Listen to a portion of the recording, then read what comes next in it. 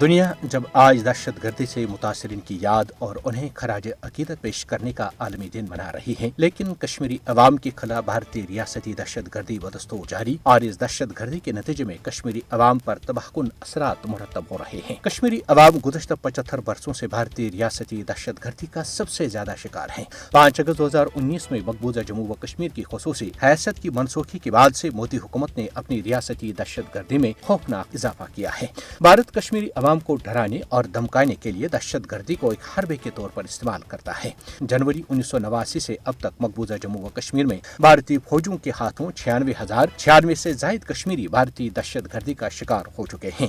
بھارتی ریاستی دہشت گردی کے نتیجے میں مقبوضہ جموں و کشمیر میں جنوری 1989 سے اب تک 22,946 خواتین بیوہ اور 1,07,866 بچے یتیم ہو چکے ہیں۔ مقبوضہ جموں و کشمیر میں 1989 سے بھارتی سفاکوں نے 11,255 خواتین کی بے حرمتی کی، 1,10,487 رہائشی مکانات اور دوسری تعمیرات کو تباہ کیا گیا۔ مقبوضہ جموں و کشمیر میں بھارتی فوجوں کی طرف سے ریاستی دہشت گردی کی کارروائیاں روزانہ کی بنیاد پر ہو رہی ہیں۔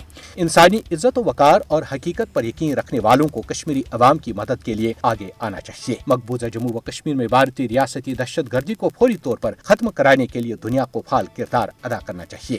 راجوری میں کنٹرول لائن کے قریب نوشہرہ علاقے میں بھارتی فوجی گشتی پارٹی بھارتی سرنگ دھماکے کا نشانہ بنی، جس میں ایک بھارتی فوجی زخمی ہوا۔ مقبوضہ جموں و کشمیر میں بھارتی فوجوں نے گوپال پورہ چاڈورہ بڑگام میں ساحل احمد وانی اور الطاف فاروق جبکہ ضلع بانڈی پورہ سے امتیاز احمد بیگ کو گرفتار کیا ہے۔ مقبوضہ جموں و کشمیر میں PDP سربراہ محبوبہ مفتی نے بھارتی گورنر منوج سنہا کے اس دعوے کی میروائز عمر فاروق بند نہیں ہے غلط قرار دیتے ہوئے کہا ہے کہ اگر وہ نظر بند نہیں ہے تو انہیں اپنی مذہبی ذمہ داریاں ادا کرنے سے کیوں روکا جا رہا ہے۔ جموں و کشمیر میں شیو سینا نے علاقے میں مقیم غیر مقامی لوگوں کو ووٹ کا حق دینے کے بھارتی حکومت کے فیصلے کے خلاف جموں میں احتجاجی مظاہرہ کرتے ہوئے اس اقدام کو BJP کی زیر قیادت بھارتی حکومت کی طرف سے مقبوضہ جموں و کشمیر میں اقتدار پر قبضہ کرنے کی سازش قرار دیا۔